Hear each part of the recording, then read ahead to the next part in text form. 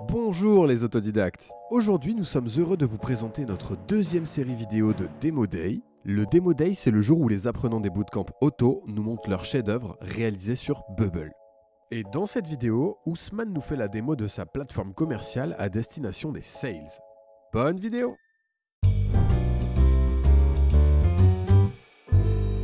Donc, moi, c'est Ousmane. J'ai plutôt un background en fait de consultant en SI, notamment sur des gros projets d'implémentation. Donc, j'ai été plutôt habitué à essayer de comprendre justement les problématiques métiers et les traduire pour les devs en fait. Et donc là, ça me permet quand même, au lieu de traduire pour les devs, de le traduire pour moi-même et de mettre tout ça sous forme Bubble. Donc, cet outil en fait s'appelle Builder.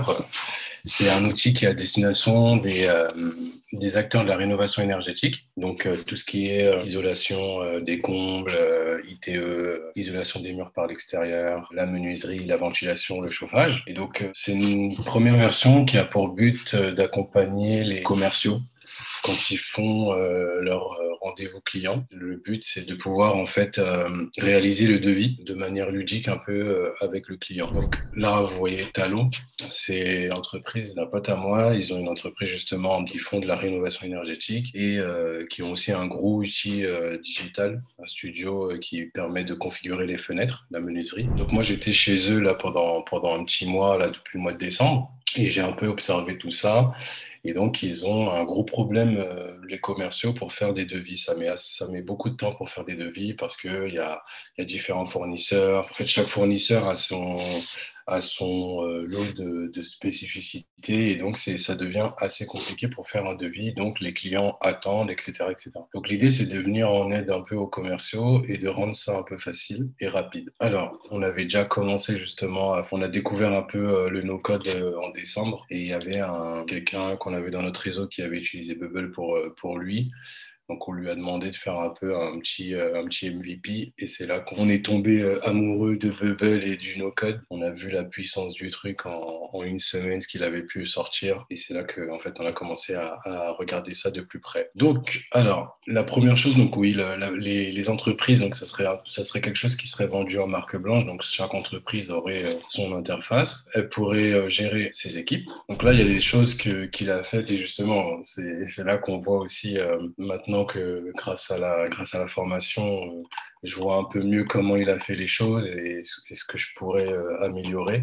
Donc, j'ai pas pu tout améliorer encore.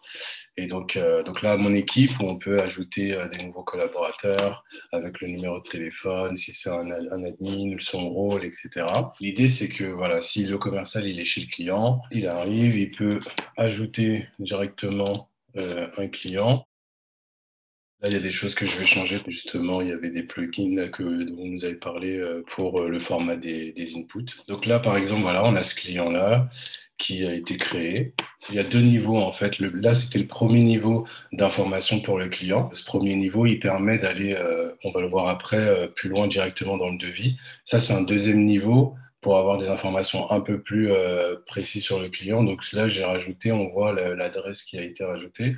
On voit la distance avec le dépôt de notre entreprise.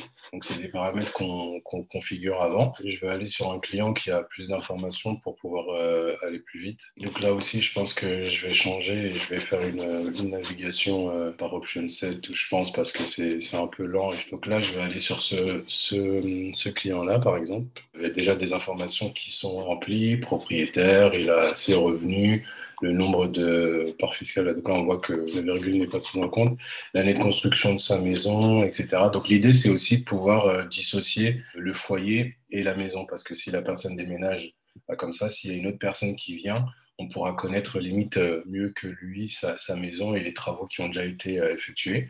Donc il y a un petit système aussi de commentaires pour que tout le monde puisse avoir le même niveau d'information, parce qu'on remarque aussi que les gens sont beaucoup en déplacement et donc, ils se donnent des informations à la volée, c'est un peu compliqué. Là, il y a un système aussi de rendez-vous, donc le prochain rendez-vous, qui est dans un quart d'heure, donc j'ai pas beaucoup de temps. Et donc, là, on a le prochain rendez-vous. On peut aussi voir J'ai mis un floating group, là, on peut voir un peu les détails du rendez-vous. Donc, en fonction le rendez-vous sur lequel on clique, on peut le voir. On peut modifier le rendez-vous qu'on a planifié et on peut aussi en ajouter de nouveaux.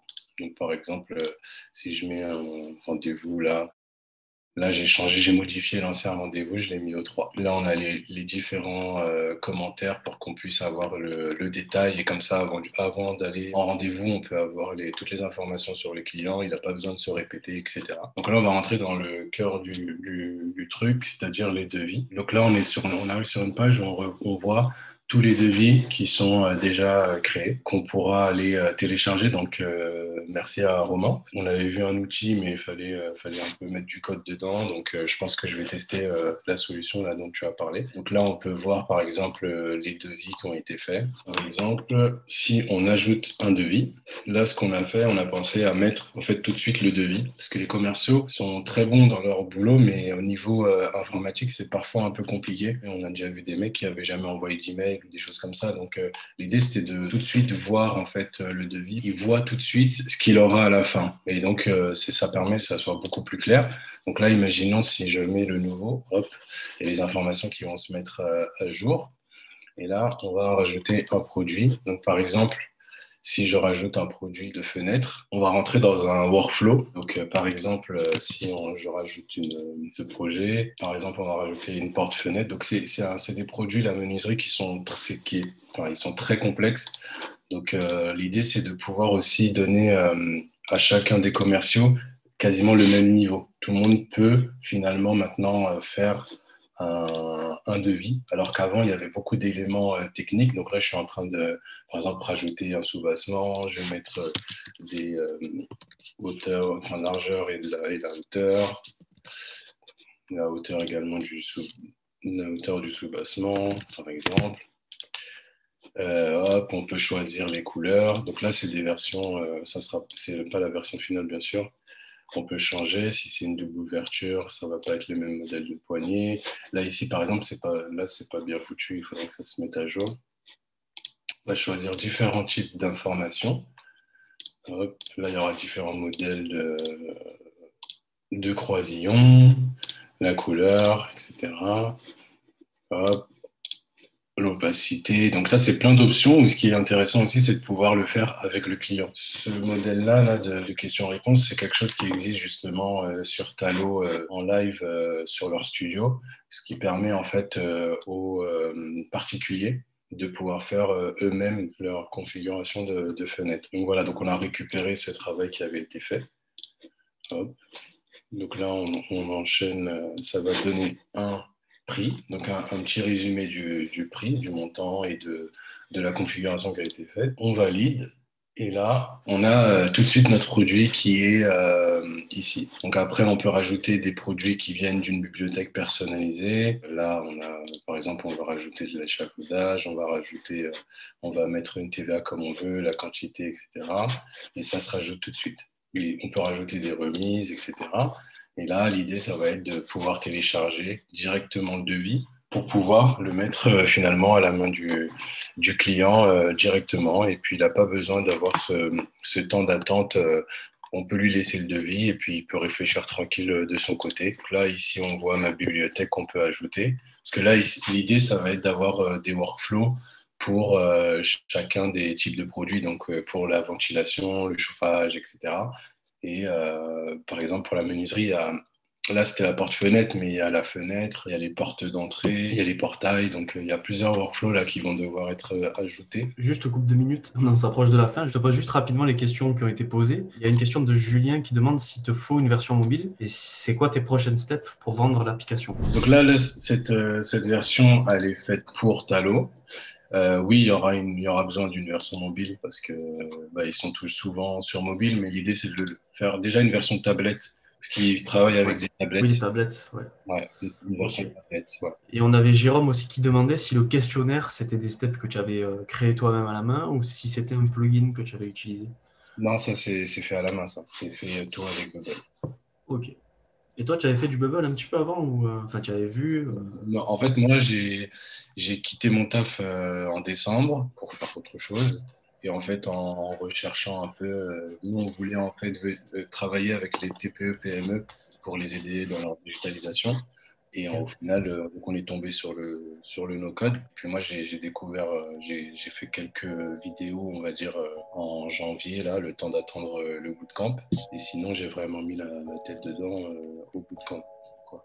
Merci d'avoir regardé cette vidéo. Si elle vous a plu, n'hésitez pas à lui mettre un petit pouce bleu. N'oubliez pas de vous abonner à cette chaîne pour voir nos prochaines vidéos sur le no-code. Encore merci aux apprenants pour leur démo. Et on se dit à la prochaine dans une nouvelle vidéo.